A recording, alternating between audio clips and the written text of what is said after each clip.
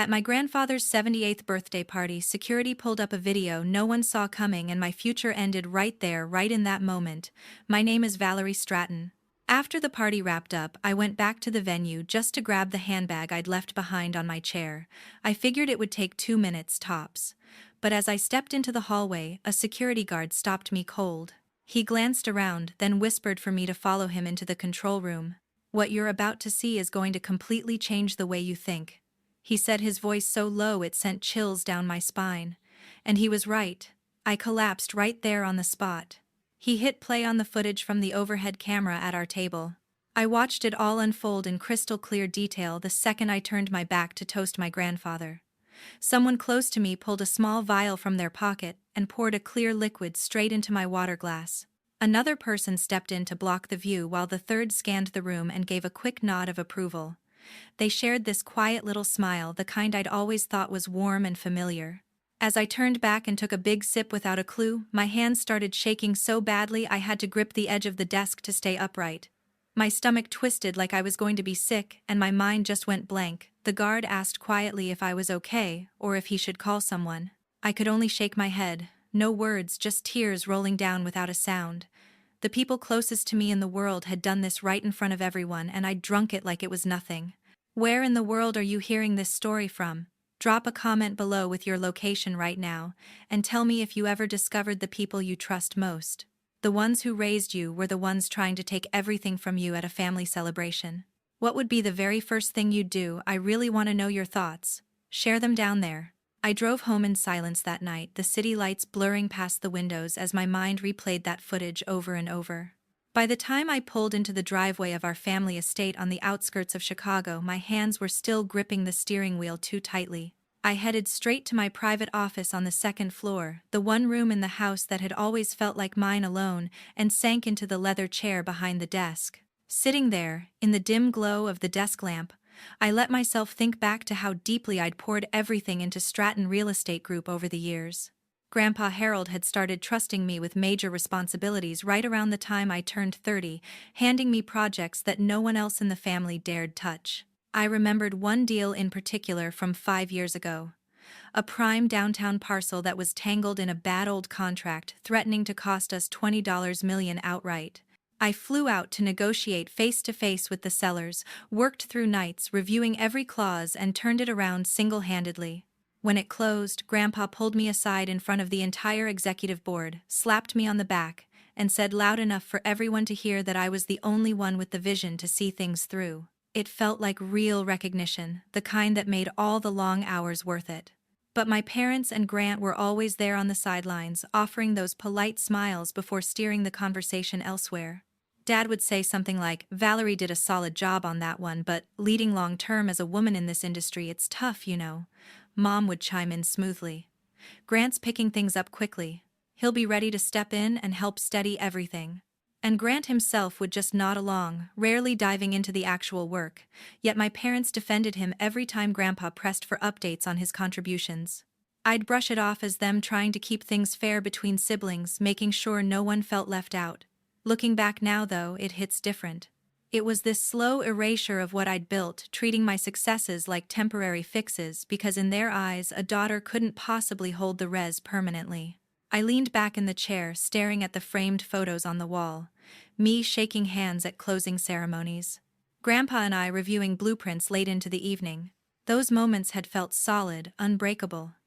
Yet the way my family downplayed them, always redirecting praise towards some vague future where Grant would take over naturally, started to make sense in a twisted way. They'd positioned me as the capable interim leader, the one who fixed problems until the real heir, the son, was prepared. All those board meetings where I'd presented growth strategies that doubled our portfolio value in certain sectors, and the response was mild approval followed by comments about how exhausting it must be for me. I had proven myself with hard numbers, revenue spikes under my oversight, risks averted that saved millions more than just that one deal. Properties we'd acquired turned profitable faster because of decisions I pushed through, despite pushback, but none of it seemed to stick with them. It was always framed as helpful support rather than true leadership capability. The more I thought about it, the clearer the pattern became.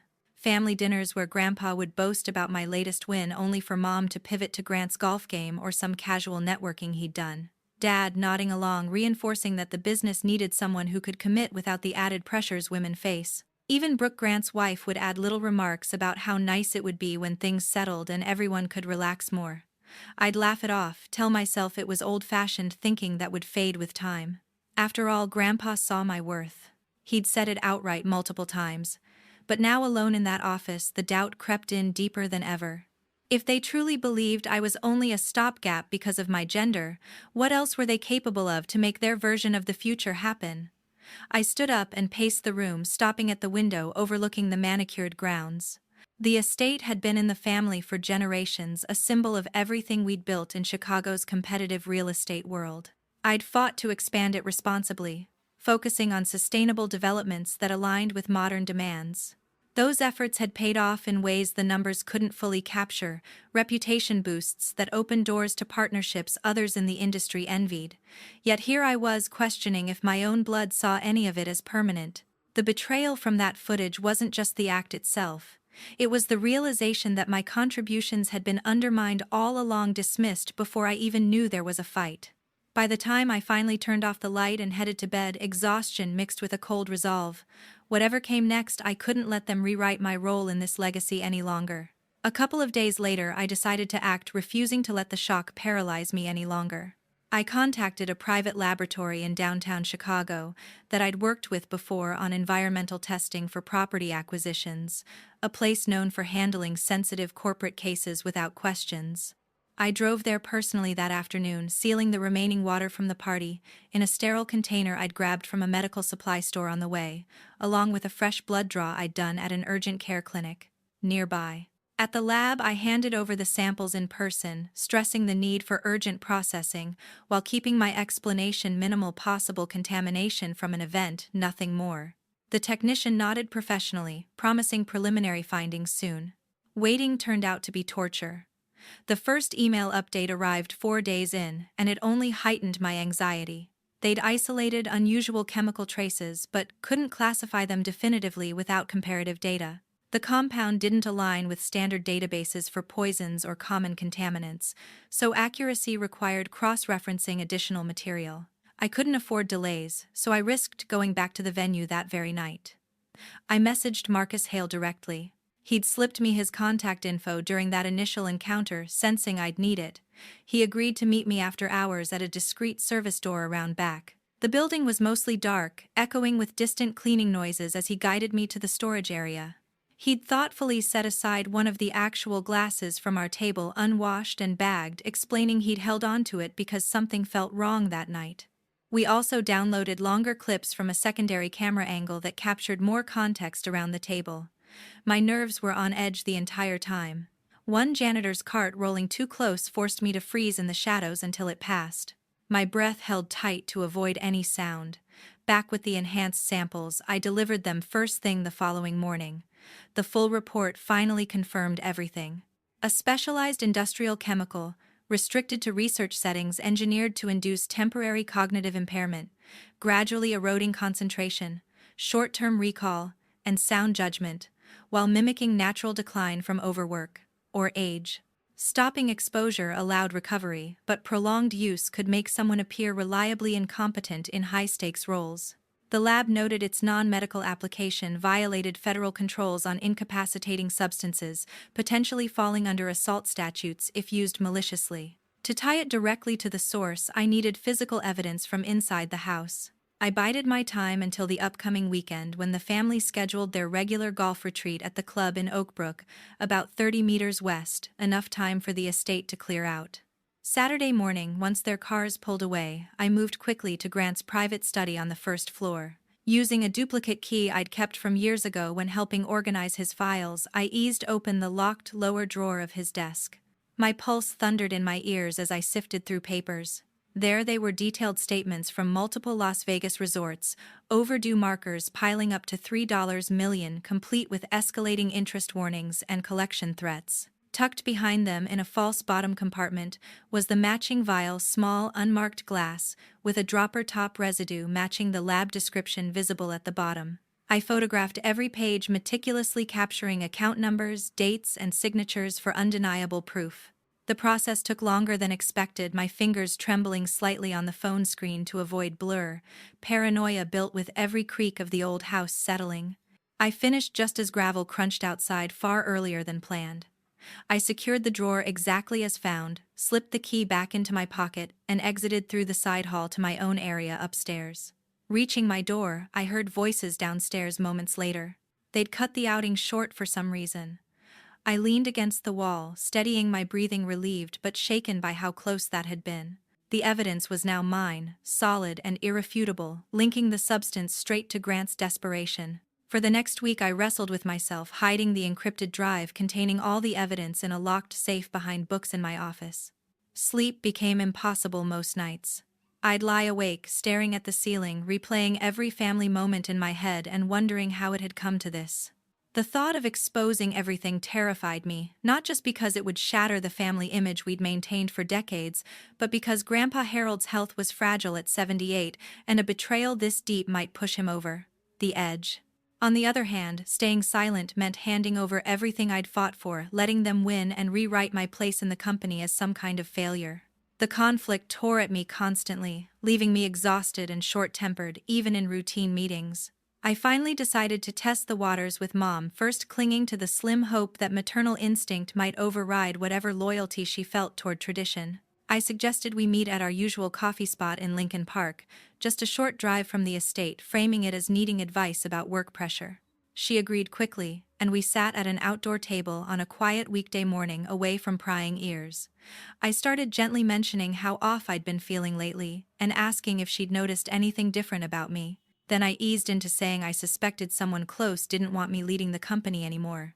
Mom looked at me for a long moment over her cup, her expression softening at first like she might open up. She sighed and set the cup down. "Valerie, you're a woman running a major operation like this. It's demanding in ways that wear people down over time. Grandpa will come around eventually. Putting Grant in charge is better for the long-term stability of the family." I felt my stomach drop, but I pressed anyway. "Do you really think I'm not strong enough after everything I've proven?" She gave a sad smile, reaching across to pat my hand briefly. "It's not about strength, sweetheart. Our family has always passed the leadership to sons. It's how things have stayed strong through generations." She didn't admit anything outright, didn't even blink when I hinted at foul play, but her eyes darted away when I held her gaze too long. The avoidance was clear as day. She was protecting the plan, choosing the so-called legacy over her own daughter. The conversation ended politely enough. We talked about superficial things like the weather and upcoming events. But inside I was reeling. Driving back the city, traffic blurred around me as the weight settled in. Mom had made her choice and it wasn't me. That afternoon I walked through the estate gardens alone, trying to process the confirmation that blood ties weren't enough to guarantee loyalty. I'd always assumed her support was genuine, even when it came with those subtle qualifications about gender roles in business. Now, every past comment replayed with new meaning, how she'd praise my deals but always follow with concerns about burnout, or suggest I needed more balance that coincidentally aligned with stepping aside. The pain wasn't just anger. It was this deep ache of loss, realizing the mother-daughter bond I'd counted on had limits defined by outdated expectations. I sat on a bench overlooking the lake, view our property backed onto letting the quiet sink in while I weighed my options again. Going public with the evidence would destroy more than reputations. It would erase any illusion of unity we'd projected to partners and competitors alike. By evening, the internal battle intensified as I reviewed the files once more on my laptop in locked mode. The lab report's clinical language contrasted sharply with the personal devastation it represented. I thought about Grandpa, how he'd built the firm from scratch after moving to Chicago in his 20s, fighting through economic downturns that sank other developers. He'd chosen me because he saw the same drive in me, not because of gender but despite the industry's biases. Letting this scheme succeed would betray that trust more than anything. Yet confronting it meant accepting that my parents valued an abstract tradition over their child's well-being and achievements. The nights blurred together that week. Meals skipped, conversations with staff kept minimal to hide my distraction. I caught myself second-guessing every interaction, wondering if Brooke knew too or if Grant had confided in others. The turning point came midweek when I overheard a phone call drifting from Dad's study, something about finalizing details with Victor before the announcement party. It wasn't enough to record clearly, but the tone confirmed they were moving forward confidently, assuming my decline would seal the deal. That snippet hardened something inside me. The doubt lingered. The hurt didn't vanish, but the fear of loss shifted. Losing the company I'd helped shape would hurt, but losing myself to their manipulation would be worse. Mom's words echoed not as comfort but as the final push. She'd chosen sides, and it forced me to choose mine definitively. With the inheritance party only weeks away, I realized I couldn't handle this alone and contacted Thomas Whitaker, Grandpa's oldest friend and the one person who'd been there since the company's founding days. I met him in his private office after business hours, a quiet space filled with old blueprints and photos from their early projects. I spread out the evidence on his desk, the full lab report, the photographs I'd taken, the audio files, and watched his reaction shift from concern to outright fury as the pieces fell into place. He didn't waste time with doubt. He gripped my shoulder and said we'd safeguard the foundation of everything Grandpa built, no exceptions. The challenges started immediately when we tried moving the critical documents. The original property deeds, founding, share certificates, and primary contracts were scattered across multiple secure locations, including the family's primary bank with its strict monitoring for unusual activity. We couldn't risk large transfers that might flag alerts to Dad or the board. So we divided the work into careful small steps over several evenings. We drive to different branches around the Chicago metro area, scanning and uploading portions at a time, before physically relocating originals to a neutral international facility Thomas had access to through long-standing overseas contacts. One close call happened at a suburban branch when a manager recognized Thomas from past dealings and started asking about the reorganization we covered with talk of routine estate planning updates. But it left us both on edge for days. Meanwhile, Thomas introduced me to a specialist physician he knew through discreet channels, someone experienced in handling exposure to restricted substances. The treatment protocol kicked off right away, but recovery wasn't smooth or quick. Early stages brought severe vertigo that left me bedridden for hours, unable to stand without the world spinning violently. Migraines pounded relentlessly, and fatigue hit in waves that made even reading emails feel impossible. I coped by confining myself to my room or telling everyone the pressure of upcoming events was catching up with me. The doctor adjusted dosages carefully, warning that pushing too fast could worsen symptoms temporarily. The deception grew harder as my condition fluctuated. Grant noticed the inconsistencies, first cornering me in the kitchen one morning with a pointed look. "You're moving around better lately, feeling stronger." His tone carried suspicion under the casual concern. I deflected with complaints about sporadic good days, but he pressed again a few evenings later during dinner prep. Dad joined the scrutiny during our shortened strategy sessions, studying me across the table before commenting that the leadership load might be too much right now. "Are you positive you want to keep pushing this hard?" he'd ask, eyes lingering. I amplified the performance, trailing off mid-sentence in discussions, or resting my head in my hands to simulate exhaustion. Grandpa's worry deepened with every report from my parents about my struggles. They ramped up private talks with him, emphasizing the need for decisive action to protect the company's direction. He'd pull me aside in the library for heartfelt checks, holding my hands as he searched my face. "Are you really okay with all this responsibility right now?" he'd say softly. "I never want to burden you if it's too much." The guilt gnawed at me for keeping him in the dark, knowing the full truth would devastate him, but revealing it prematurely risked everything we'd secured. I'd reassure him weakly that I was managing all while the internal conflict raged. Risks mounted in other ways too. A scheduled bank audit nearly overlapped with one transfer, forcing a last-minute cancellation and reschedule. My symptoms swung unpredictably. Clarity returned in bursts, strong enough to review complex projections, sharply only for nausea to strike during conversations. I timed weak moments around family presents, slouching in chairs or excusing myself early from meals. Mom observed silently, most times her expression unreadable since our coffee meeting. The household atmosphere tightened, everyone orbiting the approaching party with different expectations. The day of the inheritance announcement party finally came, filling our family estate on the outskirts of Chicago with a mix of excitement and unspoken pressure. More than 100 guests arrived throughout the afternoon. Veteran developers who'd partnered with Grandpa on landmark projects, attorneys handling our trusts, bankers from institutions tied to our financing, and extended relatives who rarely showed up otherwise. The ballroom had been transformed with crystal chandeliers casting warm light over linen-covered tables, fresh orchids flown in from a conservatory downtown, and a string quartet playing subtle classics in the corner. Servers circulated with champagne flutes and hors d'oeuvres, keeping glasses full while conversations flowed about recent commercial leases and downtown revitalization trends. I navigated the room carefully, greeting clusters of acquaintances while intentionally letting my grip waver on the stem of my glass, spilling a drop or two to sell the ongoing struggle. When approaching a group of executives I'd collaborated with on the Magnificent Mile expansion, I paused as if searching for words, asking one vice president to repeat his name. Even though we'd met dozens of times, they responded with polite concern, patting my arm and suggesting I sit soon. The act felt exhausting but necessary, reinforcing the narrative my parents had pushed for months. I'd sent Victor Langford a personal invitation, framed as an olive branch, noting Grandpa's desire to move past old grievances as he transitioned leadership. He showed up promptly, dressed impeccably, and working the room with handshakes and reminiscences about deals from 20 years back. I watched him from across the space, exchanging brief nods when our eyes met, all while keeping my distance until the right moment.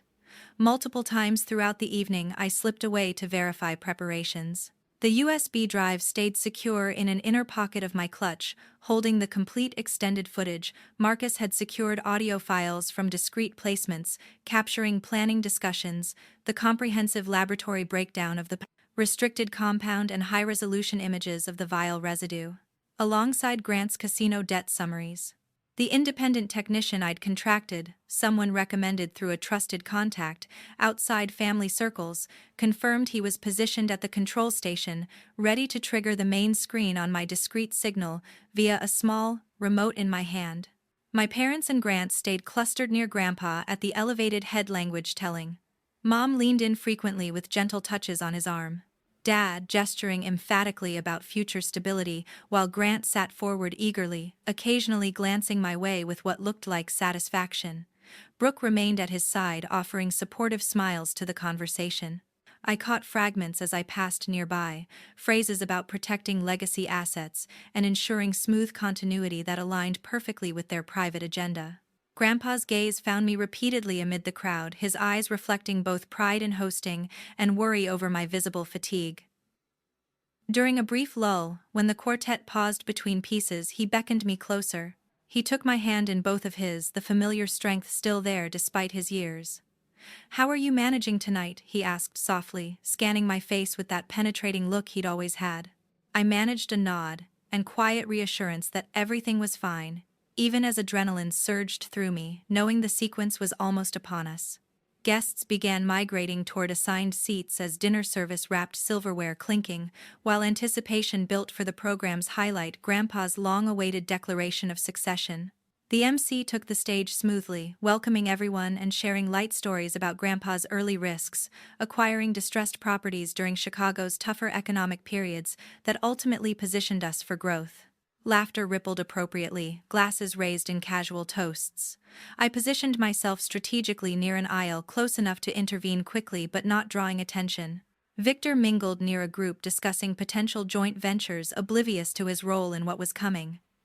The room's energy shifted as dessert plates cleared, conversations lowering in volume while all eyes turned forward. Grandpa rose slowly to warm applause, adjusting the microphone with steady hands before beginning. He spoke of gratitude for partnerships spanning decades, crediting specific individuals in the audience for contributions that shaped Stratton Real Estate Group into its current standing. My parents flanked him supportively, Grant shifting in his seat with barely concealed expectation. The build-up felt endless, every word amplifying the stakes, as Grandpa transitioned toward revealing his chosen path forward for the firm he'd founded and nurtured through every market cycle. The hall went completely silent as Grandpa rose to speak, the clink of silverware, stopping abruptly while every guest turned toward the het.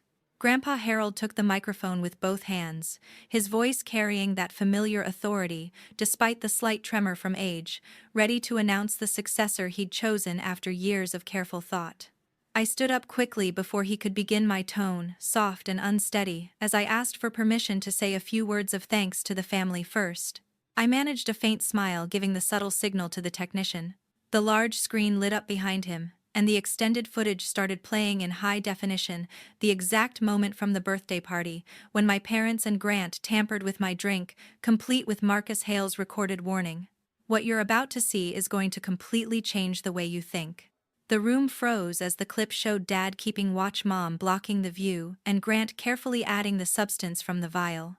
Next came the audio recordings of their planning sessions, voices clear as they discussed selling off prime assets cheaply to Victor after making me appear unfit. The lab report followed, slide by slide, detailing the restricted chemicals' effects on cognition.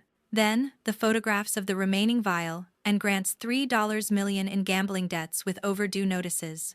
Absolute silence stretched for what felt like minutes, the kind where no one dared breathe. Grandpa stared at the screen, then turned slowly to my parents and Grant, his face draining of color. He asked only one thing, voice rough and broken. "Is this true?" No one answered. Mom bowed her head, avoiding his eyes. Dad stammered something incoherent about misunderstandings. Grant went pale, mouth opening and closing without sound. The guests shifted uncomfortably, whispers starting in the back rows as realization spread. I faced them directly, keeping my voice steady despite everything inside me. "You did this to me because you believed a daughter couldn't lead, that only a son deserved to carry on the family tradition."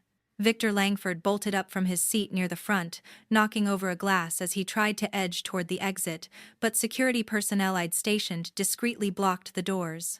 The officers I'd coordinated with in advance entered from the side entrances, moving efficiently through the aisles. They read the charges: conspiracy to defraud and attempted harm. First to Dad, then Mom, Grant, and finally Victor, cuffing each one as the Miranda rights echoed in the stunned room. Murmurs turned to gasps, phones coming out despite the no recording signs. Some longtime partners looked away in discomfort. Others stared in open shock at the family unraveling before them. Grandpa sank back into his chair, one hand clutching his chest while the other gripped the table edge. His eyes locked on me with a mix of pain and deep regret. I stood there through it all, no tears coming, just this hollow emptiness settling in as the people who'd raised me were led out in handcuffs past tables of horrified guests. The quartet had stopped playing long ago, leaving only the sounds of footsteps and muffled protests. Brooke sat frozen beside Grant's empty seat, face buried in her hands. Officers escorted the four out separately to waiting vehicles outside, flashbulbs from a few discreet media tipped off, anonymously capturing the scene through windows. Inside, conversations erupted in low, urgent tones. Questions about what this meant for ongoing deals. Concerns over stability. Sympathy directed my way from those closest to Grandpa's generation. I remained near the podium, watching as the reality sank in for everyone. The betrayal wasn't just personal anymore. It was public, undeniable, with consequences unfolding in real time under bright lights. Grandpa reached for my hand again when I moved closer, squeezing it weakly without a word. His breathing labored, but eyes pleading for some explanation I couldn't give yet. The evening that was meant to celebrate legacy had become its breaking point. Alliances shifting in whispers around us as the full weight of the evidence hung in the air like smoke. Staff began clearing plates, quietly sensing the event was over in every way that mattered. Partners approached hesitantly to offer support or ask discreet questions about next steps, but I deflected gently, focusing on Grandpa's needs first. The drive home later would be quiet, the estate feeling larger and colder than ever. But in that moment, standing amid the fallout, the emptiness gave way to a strange clarity. I'd protected what truly mattered, even if it cost everything else. 10 months later, the dust had settled, leaving the legal outcomes clear and final from the federal court in Chicago. Douglas and Eleanor each received 8-year sentences for conspiracy to defraud and attempted harm, the judge citing the calculated nature of their actions over months. Grant drew 10 years, the additional time coming from his direct role in administering the substance, plus separate financial fraud charges tied to concealing the gambling debts. Victor Langford's company collapsed under the weight of the investigation. Shareholders pulled out contracts, canceled, and regulators shut it down permanently after uncovering related unethical practices. Grandpa Harold made it through the immediate aftermath, though the shock took a visible toll on his strength at 78. He spent weeks quieter than I'd ever seen him, attending follow-up medical checks regularly, but he refused to stay away from the office entirely. A few days each week he'd come in for short visits, sitting in the conference room reviewing summaries I'd prepared, offering insights from decades of experience, without ever bringing up the trial or the people involved. He and I developed a new routine: quiet mornings going over expansion proposals, his presence a steady reminder of why the company had endured. I assumed full control of Stratton Real Estate Group restructuring teams to focus on long-term sustainable projects across Illinois. We closed several major deals for eco-friendly commercial developments in suburban areas like Neepville and Schaumburg, bringing in revenue growth that outpaced previous years significantly. Partners who'd stuck with us through the scandal expressed relief at the direction, and new investors approached cautiously at first but committed once results showed. Daily operations ran smoother without the underlying tensions that had built for so long. Every morning I walked into the main boardroom on the top floor of our downtown headquarters, pausing to adjust the framed photographs on the credenza. I'd added a large print of Grandpa in his 40 seconds, standing proudly on the site of his first major acquisition of vacant lot in the Loop that became our flagship property. Next to it hung the shot from 5 years earlier, of me signing the turnaround agreement that saved us $20 million. Those two images side by side captured the real continuity of the firm. I removed every other family photo that included Douglas, Eleanor, or Grant, replacing them with team achievements and project renderings instead. Brooke finalized the divorce quickly after the arrests and moved out of state, cutting ties completely as far as anyone knew. The estate felt different without the constant comings and goings. I'd grown up with quieter hallways and fewer voices at dinner when Grandpa joined me. We adapted to the new normal, focusing conversations on market trends or upcoming zoning hearings rather than the past. Staff adjusted to loyalty, shifting firmly to the leadership that had steered us through crisis. Looking back on it all now, the experience taught me something fundamental about what holds a legacy together. Blood relations don't guarantee shared values or trust. Sometimes they mask the opposite. True inheritance isn't automatic through birth order or gender. It's earned through integrity, hard work, and choices made when no one is watching. Grandpa and I rebuilt stronger because we prioritized those principles over sentiment. The company thrives today, not despite what happened, but because we refused to let betrayal define its future. Family in the end is who shows up with honesty and commitment.